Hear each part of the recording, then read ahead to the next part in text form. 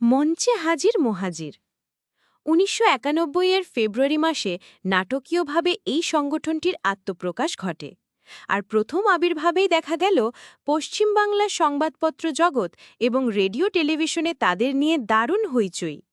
হঠাৎ আবির্ভূত এ ধরনের ভুঁইফোড় কোনো সংগঠনকে কলকাতা বেতার ও দূরদর্শন নিজেদের মহামূল্য সময় থেকে যেরকম ঢালাও বরাদ্দ প্রদান করেছে তার দ্বিতীয় নজির খুব একটা নেই। বাংলাদেশ মহাজির সংঘ তার জন্ম ও অস্তিত্ব ঘোষণা করে কলকাতার প্রেস ক্লাবে এক অভূতপূর্ব সাংবাদিক সম্মেলন ডেকে। দিনক্ষণ তারিখ সন হচ্ছে যথাক্রমে মঙ্গলবার অপরাহ্ন ২ ঘটিকা ১২ ফেব্রুয়ারি ১৯৯১।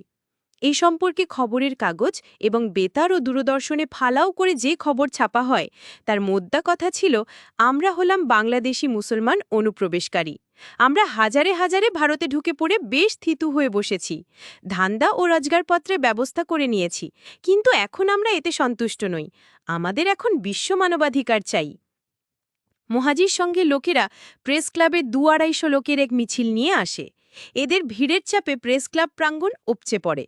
মিছিলে এবং সাংবাদিক বৈঠক চলাকালীন এদের গগনবিদারী জঙ্গি স্লোগান চলতে থাকে, নারায়ে তাকবীর, আল্লাহু আকবর এবং বাংলাদেশ মুহাজির জিন্দাবাদ। এই কায়দায় সাংবাদিক বৈঠক বা প্রেস কনফারেন্স আগে কখনো হয়নি বলে উপস্থিত সাংবাদিকরা মন্তব্য করেন।